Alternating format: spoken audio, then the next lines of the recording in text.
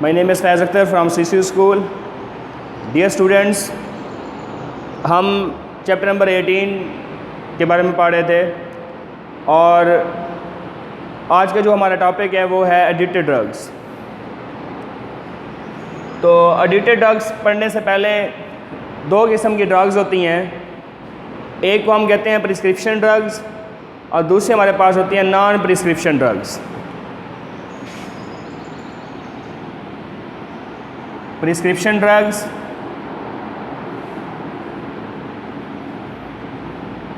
और सेकंड होती है नॉन प्रिस्क्रिप्शन ड्रग्स। तो सबसे पहले हम डिस्कस करेंगे प्रिस्क्रिप्शन ड्रग्स को, फिर हम सेकंड पढ़ेंगे नॉन प्रिस्क्रिप्शन ड्रग्स।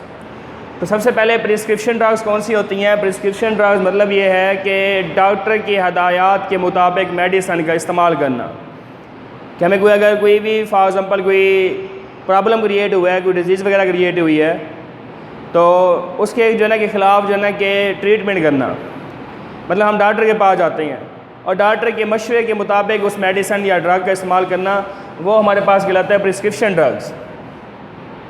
लोग ऐसे ड्रग्स जिनको हम डॉक्टर के मशवरे के मुताबिक इस्तेमाल करते हैं उनको हम प्रिस्क्रिप्शन ड्रग्स का नाम देते हैं। इनकी एग्जांपल कौन कौन सी हैं कि कौन कौन सी प्रिस्क्रिप्शन ड्रग्स हैं? वो हमारे पास हो सकती हैं बारबिचुरेट्स, ट्रैंक्विलाइजर्स एंड एंटीबायोटिक्स। तो ये ऐसी मेडिसिन होती हैं जो हम डॉक्टर के मशवरे के मुताबिक इस्तेमाल करते हैं। सेकंड हमारे पास ड्रग है non prescription drug. Non prescription drugs ये ऐसी मेडिसिन होती हैं जो हम डॉक्टर के मशवरे के मुताबिक इस्तेमाल नहीं करते, मतलब हम डॉक्टर के पास नहीं जाते चेक कराने के लिए, हम सीधा चले जाते हैं मेडिकल स्टोर पर। मतलब ये जो मेडिसिन होती हैं ये काउंटर पर सोल्ड होती हैं, sold at counter.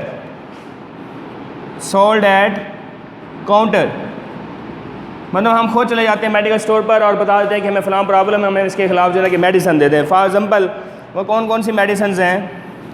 For example cough medicine, मतलब हमें खांसी वगैरह हुई है तो उस खांसी के लिए हम जो मेडिसिन लेके आते हैं तो उनको हम कहते हैं कफिंग मेडिसिन, और वो हमारे पास ड्रग्स होती हैं नॉन प्रिस्क्रिप्शन ड्रग्स। तो ये तो हमारे दो पॉइंट रह गए थे जो कि हमने डिस्कस करने थे। नेक्स्ट टॉपिक है हमारा एडिक्टेड ड्रग्स। एडिक्टेड ड्रग्स कौन कौन सी हैं? जिनमें first of all sedatives, second narcotics, third हेलोसिनोजेंस,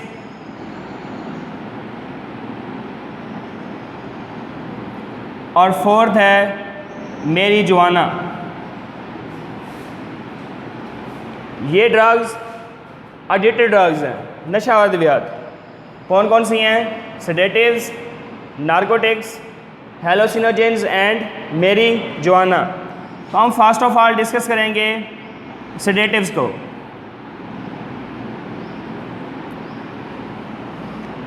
sedatives medicine. अब सेडेटिव्स मेडिसिन कौन सी होती हैं या कौन सी ड्रग्स होती हैं? सेडेटिव्स ड्रग्स ऐसी ड्रग्स होती हैं जो इफ़ेक्ट करती हैं सेंट्रल नर्वस सिस्टम के ऊपर। Effect on central nervous system, CNS। हम यहाँ पर क्या मतलब ले रहे हैं? Central nervous system. इसका इफ़ेक्ट सेंट्रल नर्वस सिस्टम के ऊपर होता है, CNS के ऊपर होता है। उसके बाद और ये क्या इफ़ेक्ट क्रिएट करती हैं? लेथर्जी, डिजीनेस, और उसके बाद and slow the brain functions. हमारा दिमाग जो है वो अपने फंक्शंस परफॉर्म कर रहा होता है, अपने काम सर अंजाम देता है। जो उसके फंक्शंस हैं या फिर हम एक्टिविटी कह सकते हैं, एक्टिविटी की सरगर्मियाँ वगैरह या उसके जो काम्स हैं ब्रेन के, दिमाग के, तो वो स्लो डाउन हो जाते हैं। मतलब उनके वो अपने जो फंक्शंस परफॉर्म कर रहा होता है वो अपने फंक्शंस ऐसे ऐसे परफॉर्म करता है, मतलब वो अपने फंक्शन के हवाले से या एक्टिविटी के हवाले से सुस्त हो जाता है। और उसके बाद जो है ना डिजीनेस, डिजीनेस किसको हम नाम देते हैं? चक्कर आना। या कोई परेशानी वगैरह। और लेथर्जी हम किसको कहते हैं? बेहोशी। मतलब कि इसमें बेहोशी होगी, चक्कर आएंगे और उसके बाद ब्रेन फंक्शन या उसकी एक्टिविटीज होंगी वो स्लो हो जाएंगी। उसके बाद ये पेशेंट डिप्रेशन का शिकार हो जाएगा, डिप्रेशन, ये पेशेंट डिप्रेशन का शिकार हो जाएगा। और उसके बाद सुसाइडल थॉट्स पैदा होती हैं, सुसाइडल थॉट्स।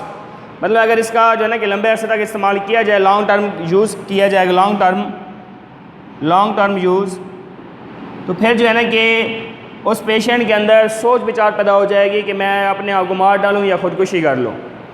तो ये जो ड्रग्स होती हैं इनको हम नाम देते हैं सेडेटिव्स। Second, narcotics. नारकोटिक्स कौन सी ड्रग्स हैं? नारकोटिक्स ये स्ट्रॉन्ग पेन किलर्स हैं, ये है strong pain killers.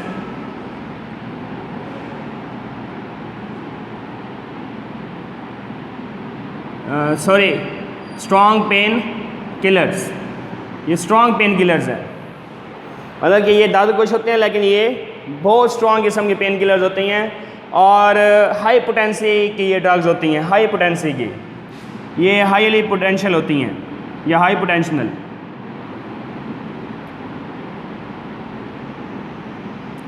High potency की होती हैं, हाई पोटेंशियल होती हैं ये। मतलब इनका जो इफेक्ट होता है वो बहुत ज़्यादा स्ट्रॉन्ग होता है, हाई पोटेंसी की। तो हम क्या करते हैं फिर इनके कंजक्शन कराते हैं, हम कंजक्शन कराएंगे। और किसके साथ हम कंजक्शन कराते हैं? वो है लो पेन किलर के साथ, लो पेन किलर। अब लो पेन किलर इसमें कौन कौन सी आ सकती हैं? For example aspirin and paracetamol, aspirin and paracetamol. तो ये लो पेन किलर्स हैं। मतलब है कि अगर हम इनको यूज़ करें तो ये हाई पोटेंसी की हैं, तो फिर लो पोटेंसी की इनके साथ मिक्सिंग की जाती है ताकि इसका इफेक्ट जो है वो बहुत ज़्यादा ना हो, स्ट्रॉन्ग किस्म का। तो जो लो पेन किलर्स होते हैं उनके साथ इनको मिला के हम या मिक्स करके इनको पेशेंट के ऊपर यूज़ करते हैं। तो ये हमारे पास जो होती हैं ड्रग्स, उनको हम नाम देते हैं नारकोटिक्स। उसके बाद ये किसके लिए यूज़ होती हैं?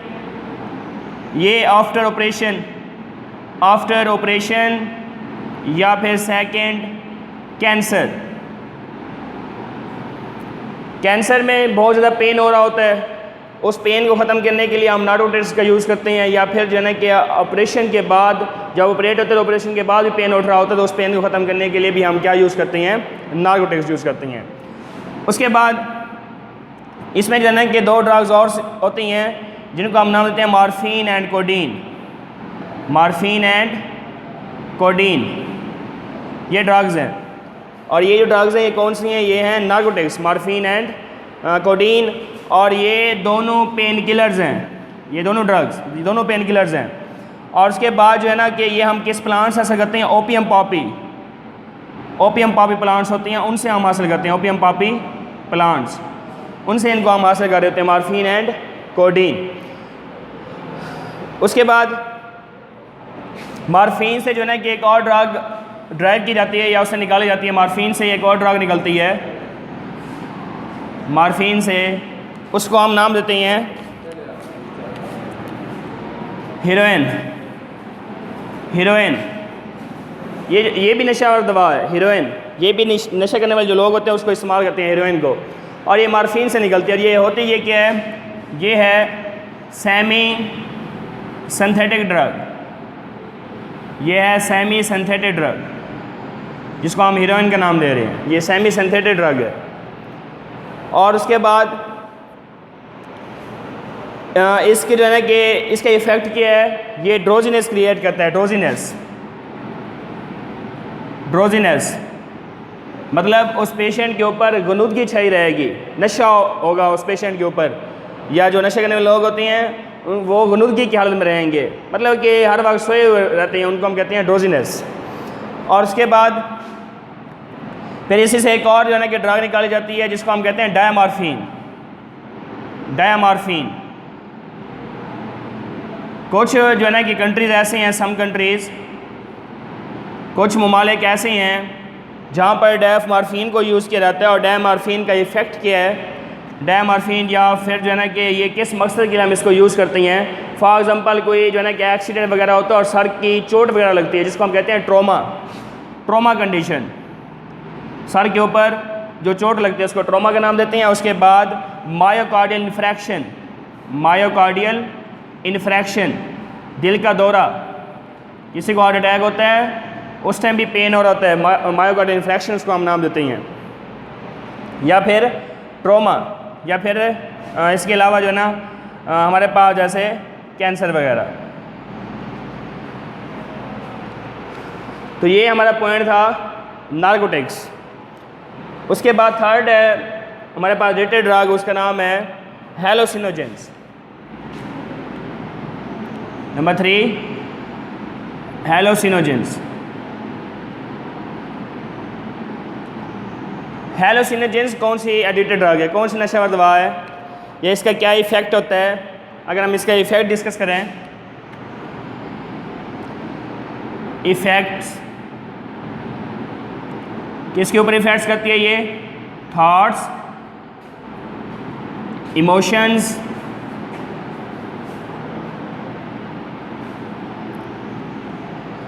कॉन्शियसनेस,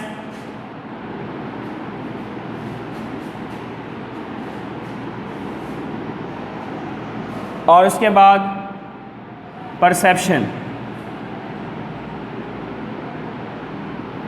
इनके ऊपर इफेक्ट करती है ये ड्रग। सोच के ऊपर, जज्बातों के ऊपर, जज्बात के ऊपर, कॉन्शियसनेस, आगाही या होश वगैरह। उसके बाद परसेप्शन, एहसास या एहसास, ये ड्रग इनके ऊपर इफेक्ट कर रही होती है। और उसके बाद इसी से पे 2 ड्रग्स निकाली जाती हैं जिसको हम नाम देते हैं mescaline and सैलोसिन। Mescaline and सैलोसिन, mescaline, second है साइलोसिन।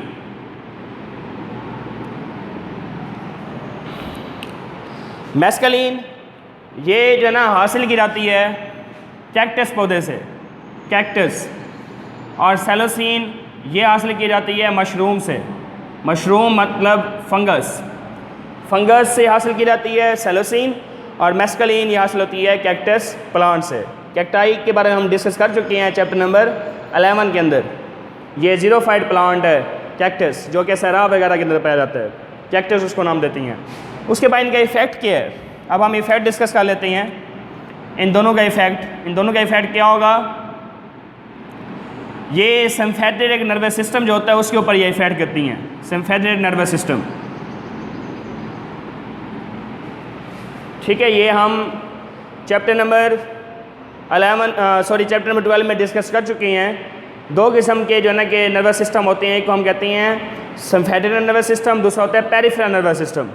सिम्पैथेटिक नर्वस सिस्टम में क्या होगा, डायलेशन ऑफ प्यूपल हो जाती है इसमें, डायलेशन ऑफ प्यूपल, मतलब जो प्यूपल वगैरह होती है हमारी आंखों में, तो उसकी ये डायलेशन कर देती है। उसके बाद सेकंड, कंट्रैक्शन ऑफ आर्टरीज, इसमें जो खून की नालियाँ होती हैं वो कंट्रैक्ट हो जाती हैं, जिस वजह से रेज हार्ट बीट या हार्ट रेट, दिल की धड़कन जो होगी या दिल की धड़कन, तो वो जो है ना क्या हो जाती है, रेज हो जाती है, वो बहुत हाई हो जाती है। और उसके बाद इसमें खून की नालियाँ कंट्रैक्ट हो जाती हैं और डायलेशन ऑफ प्यूपल हो रही होती है, इसको हम कहते हैं सिम्पैथेटिक नर्वस सिस्टम। तो ये ड्रग्स इस सिम्पैथेटिक नर्वस सिस्टम के ऊपर इफेक्ट करती हैं। लास्ट पॉइंट हमारा, उसका नेम है मैरिजुआना। नंबर 4 मैरिजुआना, जिसको आम ज़बान में हशीश भी कहते हैं।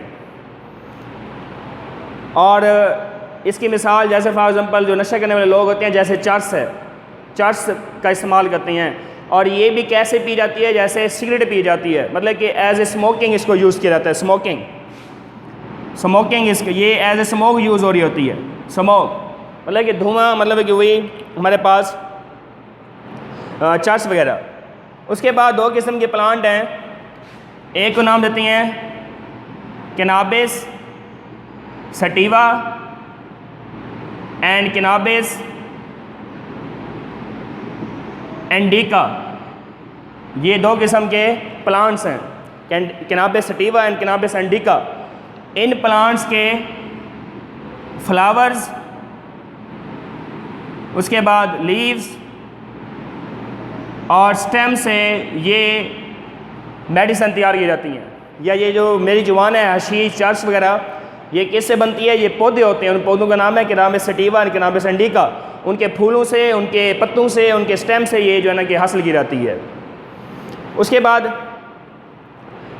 इसका जो इफ़ेक्ट होता है कि जो लोग मेरिजुआना के इस्तेमाल करते हैं तो इफ़ेक्ट वो कितने टाइम के लिए रहता है? वो रहता है 2 to 3 आवर्स, 2 से 3 घंटे इसका असर रहता है। लेकिन इसका अगर जो है ना कि मतलब है कि ज़्यादा इस्तेमाल किया जाए तो इसका फिर इफ़ेक्ट क्या पड़ेगा? इफ़ेक्ट, पहला इफ़ेक्ट रेज हार्ट बीट, इसमें दिल की धड़कन की रफ्तार जो होती है वो तेज़ हो जाती है, दिल की धड़कन बढ़ जाती है। उसके बाद स्लो प्रोडक्शन ऑफ स्पर्म्स, ये दूसरा पॉइंट है, slow production of sperms. Male के जो स्पर्म्स होती हैं, मेल के स्पर्म्स मतलब कि ये सेक्स सेल्स हैं, मेल के, मर्द के सेक्स सेल्स जिनको हम स्पर्म्स का नाम देते हैं, और इनकी जो प्रोडक्शन होगी वो स्लो होगी। मतलब है कि आने वाली नस्ल में फिर उसका मसला बन जाएगा, उसकी औलाद मतलब है कि नहीं होगी या फिर जो है ना कि कमज़ोर बच्चे पैदा होंगे। और नंबर 3, इसमें मेमोरी जो हो जाती है वो हो जाती है शॉर्ट टर्म मेमोरी। मतलब कि जो उसके दिमाग के अंदर जो स्टोरेज है कि वो यादाश्त वगैरह है, वो बातों को जो सेव रखने वाला जो हिस्सा है हमारा, ठीक है, वो मेमोरी जो होगी उसकी वो क्या हो जाती है? शॉर्ट हो जाती है। तो डियर स्टूडेंट्स, आज का हमारा टॉपिक था एडिक्टेड ड्रग्स, नशा और अद्वियात इनको हम कहते हैं आम ज़ुबान में। तो ये हमारे पास हैं नशा व अद्वियात, सेडेटिव्स, नार्कोटिक्स, हेलोसिनेजेंस और उसके बाद मेरी जुआना। Okay, thank you.